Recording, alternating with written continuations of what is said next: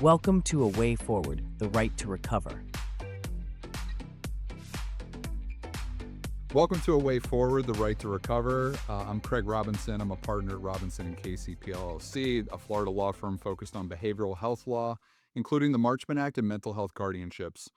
Much of our work here is helping families understand when the law can open the door to treatment during an addiction crisis. And I am very excited to have. I have to tell you, by the way, you are my first guest on this podcast. So no pressure at all, but I'd like to give a warm welcome. I'm very excited. I've been looking forward to this all weekend, really. But Daniel Rubin, I think it says LMCH in the corner, but that should be LMHC, correct? That's probably my dyslexia on the email. I probably typed it like that too. It's all me. You know what I mean? LMHC is supposed to be right, yeah. LMHC, LPC, the one and only, but very excited to have you. And, we'll try to cover a broad range of topics, but I know that you're doing some incredible work, at Transcend Wellness, and I'd love to hear a little bit more about that. But could you just start off maybe by telling everybody a little bit more about yourself and maybe how you got into this field? Oh goodness. You want the real grimy story? Listen, there's no, this is like, it can go wherever you want it to go. Sure. So I got into this field probably because I suffer with a lot of the things that I work with. So, unbeknownst to me, I struggled with mental health issues probably from as early as I can remember, but I actively got into the whole addiction world when I was about 12 years old. And started experimenting with alcohol, drugs, you name it, I was into it. Um, and I was also one of those like successful kids where I did well enough in life that a lot of people didn't notice I had issues. So I kind of got to float through a little bit. And also, my father was a therapist in Myrtle Beach, South Carolina. So, Oh, and everybody knew my dad. Like, people would come up to me randomly and be like, I see your father. And I'm like, weird. I don't really need to know that, but he had a reputation for like being a good therapist. So I saw what he did. I was intrigued by it because I was always confused by myself also. Like, I think anybody that has any type of addiction or mental health, like, we want to know what's going on. So the idea that I could actually get into this field was always appealing. It was intimidating because my dad was who he was. So I didn't really mention it ever to him. I was just like, let's go through high school. I went to the one college that I applied for because I was super motivated, as you could tell. And I basically picked the college I went to based on like two criterias. One, my dad prepaid in South Carolina, so I had to go in state. And then I wanted to go as far away as possible. That was the upstate of Clemson, South Carolina, which was 5.5 hours from Myrtle Beach. And the bonus was they had a football team, and I knew there was a big party scene. So my only priority in college was to party. Like, I probably went out every night. And somehow I managed to get a 2.8 GPA with no idea of what I wanted to do. I picked political science because it had less math in it and chemistry. I was gonna be a lawyer. I took the LSAT, and I realized like that I was gonna be a terrible law student. Like, I watched people I know that would go to law school, and they're like, the L1 year kills you, and I was like, that I might as well not write them a check because I will fail out. And I had my missteps. Like, freshman year of college, I was arrested for 4 felonies. well, Um, yeah, you know, related to drugs or? of course, we robbed a drug dealer. You Mhm. know, that's not going to be a crime that's like called or reported. I thought in my great, mastermind brain, this will be an easy peasy. We know he's out of town. We'll just go in, we'll get this stuff, we'll leave. And then usually when you do a crime with like four other drug addicts, it doesn't work well. Uh, and that was like my first bite, by the way, into sobriety. And I was sober for like 6 months only to get back and be able to go back to Clemson. So there was no real like insight. I was forced to go to counseling. I didn't really buy into the fact that there was something wrong with me. For me, it was just the wrong guy at the wrong time. And yeah. So I graduate Clemson. I moved to Atlanta, and I start working for Clear Channel doing TV advertising sales. Um, with the idea, it was all money driven. It was like, if I make money now, I'll be happy, right? I don't really need a career. I just need to produce dollars. Um, hated it. I hated the sales world. Like, I hated how much talking there was behind the scenes for like not a lot of money sometimes. Like people would literally like cut somebody's for like $100 like Stanley Steamer commercial in Fort Myers. Um so I remember my boss telling me one day, she was like very honest. She's like, "Listen, you're never going to get promoted. Like you could do this and you can make a little bit of money, but like we can clearly see that you're not, you know, loving this." And that was like in 2008. It was right when the market was collapsing. And we lost like 50% of our advertisers. I think like Lexus shut down their advertising hub in Atlanta. So that was the first time I approached my father and I was like, listen, I'm not happy doing this. I would like to go to grad school to study therapy. And he pitched me on the idea of being a school counselor and a professional counselor because for him, it was safe. There would be pensions. There would be stuff. And because I didn't have much of a voice and I was a pushover and a people pleaser, I was like, of course. So I did a dual master's where I got licensed as a school counselor and a professional counselor. I did the school counseling for like 2 years and hated it. As you can imagine, I don't fit well into a lot of systems in schools. Not at all. And also, you don't do a lot of counseling in the state of Georgia in terms of a school counselor. They refer everything out. They don't want liability. So, like, I'm coming up with anti-bullying programming and like the career fair, and I'm like, this is terrible. Um, but it was actually in my master's program. I was like a semester away from graduating, and again, being a good drug addict, I blew it up. And they recommend, and if you get a master's in counseling, they recommend you go to therapy. And I decided to go to therapy through the school. And I decided to disclose to this therapist that I was actively using every substance you can imagine. Um, and I literally had this like breakdown one day where like I just couldn't finish this project. Like everyone was gonna help me. My girlfriend was over. She was like, just tell me what to do. And I was like, you ever like that moment when you realized you've lied so much? All of it, and, like, I couldn't even like, everyone I know had died already, like, every grandparent, every uncle, I had every illness. I was just like I was so burnt out on the addict lifestyle that I was just like, "Fuck it, I'm gonna tell them like, I can't do this project." So that was a red flag that got the therapist to break confidentiality. They reported me to the dean, um, actually the wrong dean too. I ended up at the dean of, like, pharmacology or something. They thought I was gonna be a pharmacist. And he's like, "Well, I don't know why you're here, but obviously you're fucked up." And I was like, "True." He gave me the name of my first therapist that I actually really liked. And Mark was like my first experience with therapy where someone had my back. Like I walked in there, I was like, let's do whatever I need to do to graduate. Like I really want to be a therapist. And he was like, dude, hold on. You are a giant liability. He's like, we're not disclosing everything. We're gonna give them the little bits we can Yeah, to make sure you get back, but they don't really want you. And I was like, oh fuck. Like that first ego blow too of like, wait a minute, I'm not a perfect stellar person. I sure. might have flaws. Yep. So I bought in, but it was limited, right? So this is where I am in the addiction cycle. I was willing to admit I had a problem with alcohol and illicit substances. Okay. That's a I start. was I was not willing to admit that I had a problem with prescription drugs. So from 18 on, I was prescribed a bunch of stimulants for ADHD. And then that grew into benzodiazepines for anxiety, for sleep. And then I had migraines since I was 18 too. So I'm on a bunch of different barbiturates, like old school barbiturates for migraines, and which came into pain pills. So I get sober in a sense, and I was sober if you asked me. Like, I went to meetings, I had a therapist, I had a psychiatrist, they all talked to each other, I had a sponsor, I worked steps. What year is Uh, this approximately?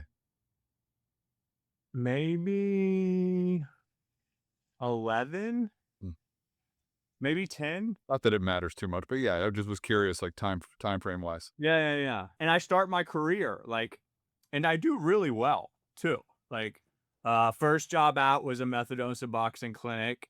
I got to see that nasty world, like hands on. That was my first reality. Right. Like, everybody doesn't want you to get Right. sober too.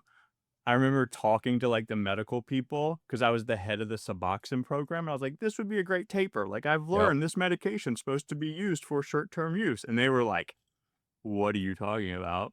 This is the cash cow in a sense. We never want anybody to get off. They didn't say that, but that was the background that you kind of felt Sure. when you try Sure. to adjust anybody's, direction, right? When the treatment plan said, hey, we're going to go down 2 milligrams a month, they're like, never. Then went to state mental health, did severe and persistent mental illness for like 2 years, got to work with the Medicare, Medicaid, all that state contracted people. You see all the flaws in that system too. Like in Georgia, you couldn't have a drug problem or a felony and get housing.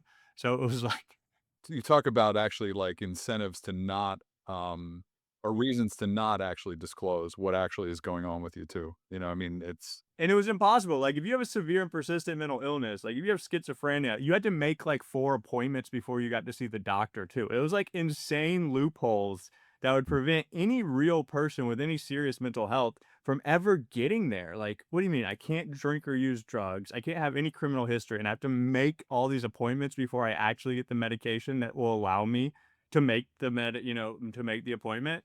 impossible. It's impossible. Mhm. So then from there, inpatient psychiatric hospital, got to see all those like, your regular, like the people that chronically are suicidal, the people that with medication resistant depression. Um, that was fun. From there, maximum security mental health prison. Yeah. Where, um, and the pattern, I wanted to get a lot of experience, but I also would leave a job right before it was gonna get bad, Sure. right? Sure. Either I show up late all the time, I'm not exactly doing my paperwork, and again, the ego piece of me was like, I'm good with the client, so they'll keep me. You knew exactly how to, like, in a relationship, you knew exactly how to break up with them right before they broke up with you. Most of the time, I was pretty good at it. Mhm. Um, and I had like this huge ego and confidence in my abilities that I could sell it really well to a new person really quick. Um, and then from the prison, I actually got attacked in the prison and I left there. And that was my first like checking myself in. I went to a PHP for mental health, not Mhm. addiction, because I don't Mhm. have a drug problem.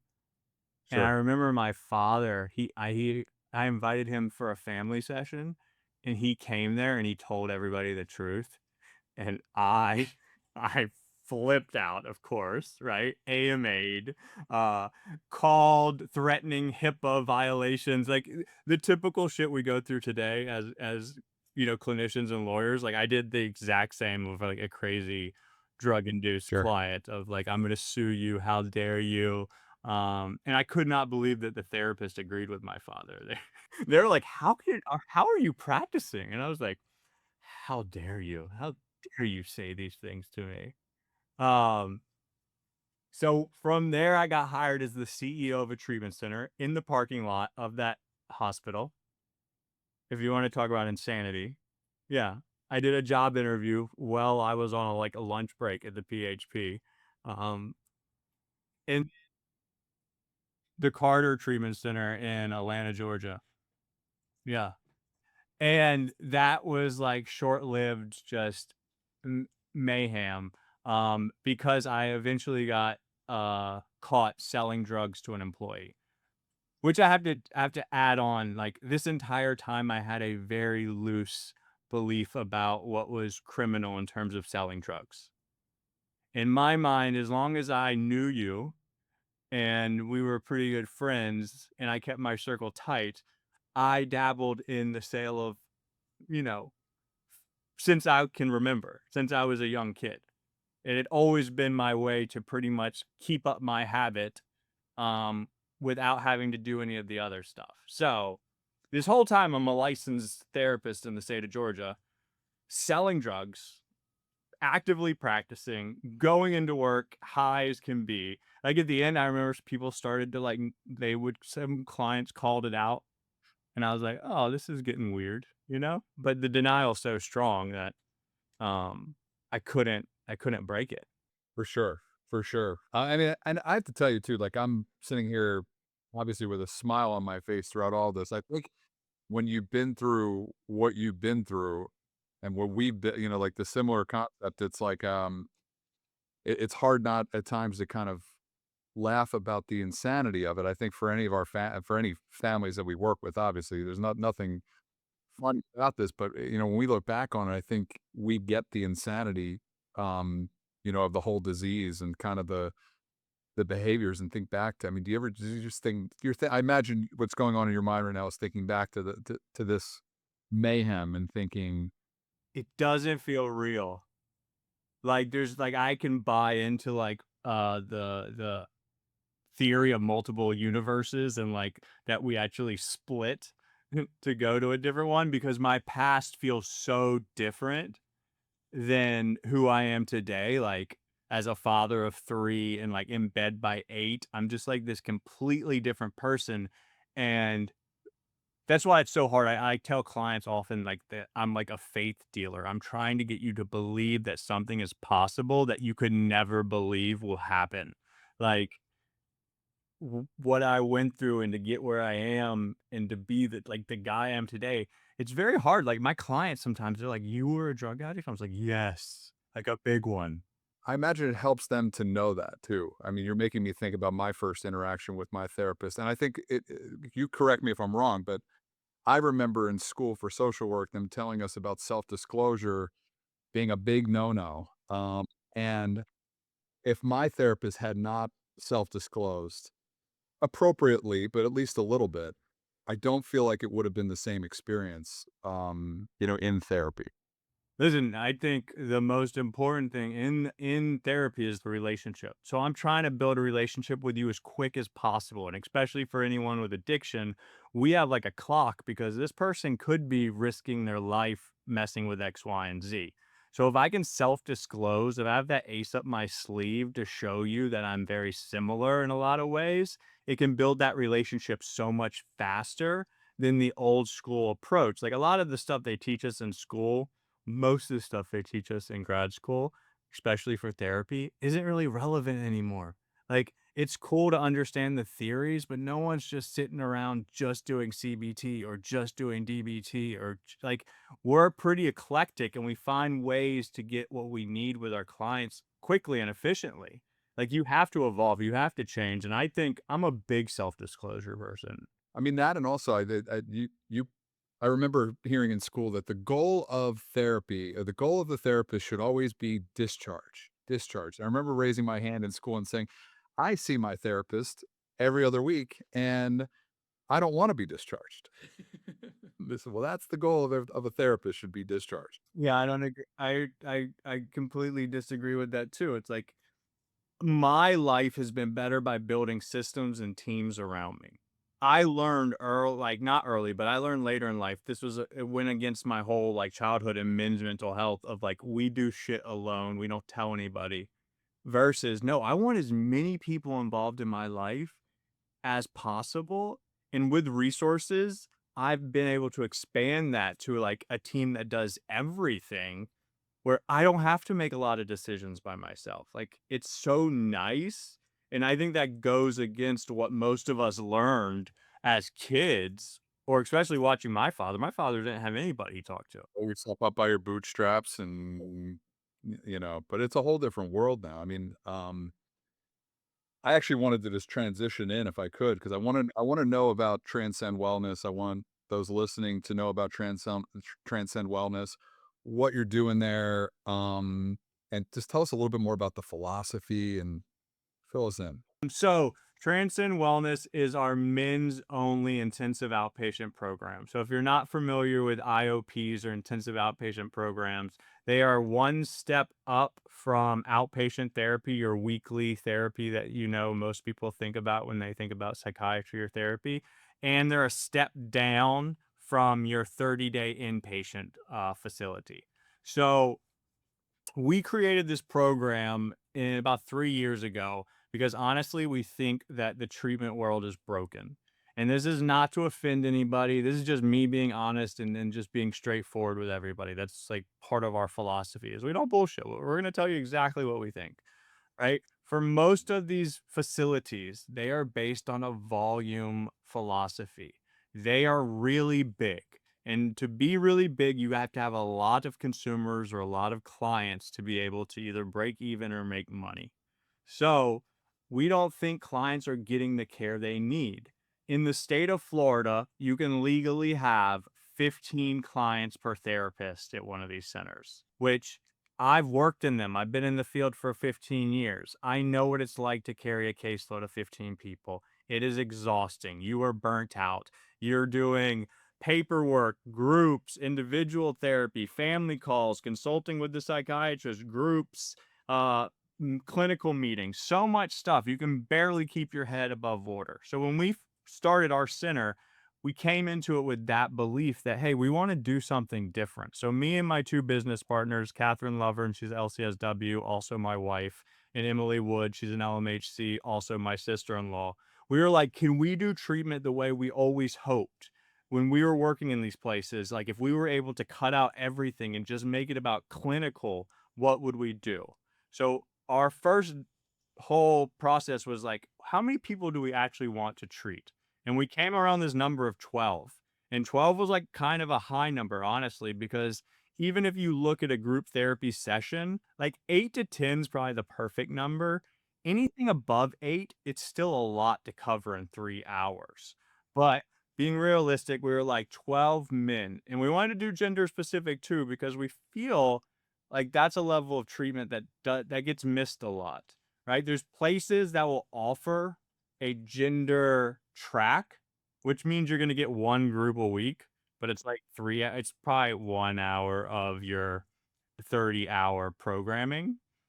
We want to be specific. We work with a lot of men in Wilton Manors, and we thought that this population needed a gender specific treatment center. So we only take 12, and for the 12, we have a full team of 4 full-time therapists. So that number of 15 to 1 goes down to 3 to 1. So when you come here, you're not it's not about volume, it's not about like how many people can we get in the doors. Can we give you the best clinical treatment possible? And that is allowed by us having realistic numbers and us not being burnt out and being excited. Like I talk to every one of our clients every morning. They all have all of our personal cell phones. I get upset when they don't text me about certain things. Like if you're thinking of relapsing or you're depressed and can't get out of bed and you're not using me as a tool, I'm going to be upset because I want you to get as much as you can out of our program while you're here. Um, because I believe like IOP is one of the most important phases of treatment too. It's where you're back at home, you're back at work, you're trying to handle dealing with real life while you're dealing with either a substance use disorder or a mental health issue. So it's like where the rubber hits the road. For a lot of people that go to a 30-day treatment, they don't even have cravings because the brain knows, hey, you're locked down, you can't use anything. And then they go right back home and they relapse in a few days because no one prepared them for this. This is actually the conversation that I find myself having with a lot of families, and I bet I would love for you to shed some light on this as well. But I think there is a misunderstanding out there because when I will ask a family, has your loved one ever completed treatment? Of course, yes. Let's delve into that a little bit further. And when I find out, usually where I can get to with that family is that there was a recommendation of usually IOP, and that was where the individual, their loved one, probably said, thanks, but no thanks. I did my 30, 60, 90 days or whatever, and I'm good. And then the cycle of relapse repeats itself. So to your point about how important and how crucial IOP is, I believe I could make an argument that that's the maybe the landing strip, if you wanna call it, back into life, back into society. What are you gonna do with the rest of your life? You know, the so I'm sorry, I'll pause though, but I just want would love your reaction to that as well. Yeah. Well, I think there's a fundamental misunderstanding of addiction and mental health. I think what people see on TV and what people have in their head is not real, right? Betty Ford and this whole 28 day it's like a marketing scheme. There's no science behind this that 28 or 30 days is what Mhm. cures you, Right. right? Like everything I've seen is it takes a significant amount of time for you to really like from denial, like part of addiction is denial. You literally have a disease that tells you you don't have a disease. And we have people that are fresh, brand new to this world. And for them to accept they have this illness in 28 days, it's wild. And the whole world's also there's a lot of lack of education about mental health and about addiction from families. Like, hey, it's just Sue's problem. It's not anybody else's. She'll go away, she'll be fine, and then nobody else does anything. There's no family therapy, there's nothing, there's no couples. It's just one person's problem. And that's outlandish too. So I think that's a big struggle. One of the things I try to do with our clients is get everybody that's involved in the system on board and start educating them about what's really happening. That this is going to be a much longer process. And that's where it's great for guys like you to come in that have this legal tactic, tool, whatever you want to call it, because a lot of people will never really admit or agree. Like I stayed in treatment because I had 9 pending felony charges. Like, I had something holding me because my mind wanted to go back to Atlanta as soon as possible. Like, I was like, I'm cured, you know? But no, you know? So it's so hard because one, I think a lot of people don't have any idea what they're stepping into, and then I think there are some bad actors in terms of, like, people like, if you see a therapist who works with everything, you see, like, the blueprint on their webpage, it's like, "I do everything." It's like, don't see that guy for addiction, please. We say the same thing in law, by the way. You know, that's there was a family not that long ago who was considering hiring someone to do a Marchment Act or a guardianship. I forget what it was. If you looked at their website, no matter what your problem is, they could solve your problem. Everything. My cousin Vinny can do my Marchman. He's fine. He's great, you know? But no, you were talking about the PRN, and I think actually there's a great point to that also. Of I mean, the success of we were just talking offline about, you know, I went to FLA, which is the Florida Lawyers Assistance Program. So, you know, the PRN for lawyers, and the the success rate when you have an external motivator like that is you know, changes the game. Mhm. And you have continued monitoring and treatment for 5 years. Like I did group therapy, individual therapy, psychiatry. I had to complete all levels of care of treatment. And I was randomly hair, nail, beard, drug tested for 5 years. Um, it's everybody hates it in the beginning, All right. right? Because our addiction's screaming at us like, hey, you can't, you know? And I remember watching people give up their medical license and like to go back to the lifestyle. Of course, they make a million excuses, but you could tell like this person wants to drink. Um, but it's crazy. Like that is like one of the most effective thing. But if you told that to a client who walked in your like, hey, guess what's going to work for you? Yeah. You know, Yeah. 5 years of mod. They're like, what? Yeah. I wanted to shift gears for a second and ask you, what kind of are you seeing any trends or anything kind of, you know, in you know, clinically, or seeing anything new or any kind of trends that are going on right now that are noteworthy? One of our biggest clients in IOP is actually the newly retired male. And when we came into this field, I did not see that as it came out of the blue for me. It was honestly kind of shocking. Um, and this is I think based on like we were given an old handbook, me and you, for people around our like 40 to 60-year old thing. It's like if you do X, Y, and Z, you're gonna be happy. And most of Mhm. these guys have made more money than they know what to do with. They've had very, very successful careers. and then they were told like, "Hey, you're gonna retire, and then you're gonna be happy." And deep depression has hit. These guys become suicidal. They never thought they were. There's intense like loss of like just self-worth. Like I was a corporate attorney for da da da da. I had people talking to me every day asking me all this stuff, and all of a sudden I'm alone in a house and I've never been this Yeah. sad.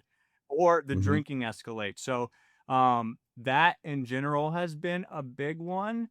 And then we're also in the Wilton Manors neighborhood. So this is there's a lot of gay men in this neighborhood, and Sure. chemsex is thriving. So chemsex is anytime you use drugs with sex and they kind of get morph together in the brain, and people like they can't have one without the other. So we're seeing a crazy number of people doing methamphetamines, and it's touching every socioeconomic um person. Like it's wild. Like I came from South Carolina, so I have this whole different view of methamphetamine as this like very country thing. And here you have working professionals in their 70s. Guys are getting caught with meth. um, the police here actually did a study, and they said that 50% of the cars on the weekends would have methamphetamines in them. So we're seeing a lot of people that never thought they would ever do a drug like meth. All of a sudden, not even knowing they're doing it because it's got street names like Tina, and they go to hook up with somebody. They say, "Hey, have a little bump of this, smoke some of this." Even people that are injecting themselves. Like I have high level professionals that are injecting methamphetamine, and they never thought it would happen. And it's all around the sex. Like it gets brought into the dating world. And then there's apps available where it's pretty much free. So if you're a gay man looking to party and play, you can get on multiple apps and you're not paying. It's available and it's 24/7. So it's like a wild west. Um, and it's invading this area. Are you seeing a lot of nitrous oxide with that as well? I mean, I don't know if it's like but we are getting a lot of cases involving nitrous now. Um, More with the head shops, and like that was a interesting I just watched a show on gas station drugs. Now with the kratom and the kava and the OH7 and nitrous, and it's being pumped, and people don't even realize like these are hardcore substances because they haven't been banned yet. It's like the legal weed here sure. too. Like THC/C is still weed. Like I, I don't know if people recognize that, but it's you talk to any real botanist and they'll say that's the exact Yeah, same yeah. thing. Might even actually be worse. I mean, that's, I heard somebody, um, kind of another therapist in our field once say that you're almost safer buying weed off the street than you would be in like a dispensary. Well, John Pole says a good thing too about medicinal marijuana is not medicinal. There's no real regulation. If you go to a prescription for Xanax, you get 35 milligrams Xanax or point fives, right? With weeds, you get a card that allows you to buy all the weed and no instructions on how to use it either. Yeah, it is wild. And I don't think families can wrap their heads around it too. You know, I think I might have told you this, that we have to ask on our, intake questionnaire. We have to ask a separate question for, is your loved one using drugs or alcohol? And is your loved one using marijuana or any THC infused product? Because Well, that's the trend too. We see younger people are drinking less, but they're using THC more. And if you don't ask the specific right questions when it comes to THC, they're not going to answer because those who smoke will answer different than those who vape or those who eat it. Like there's so many varieties when it comes to the THC world that you really have to be knowledgeable and understand the different varieties that are coming out. I wanted to ask your thoughts real quick, obviously, since I know that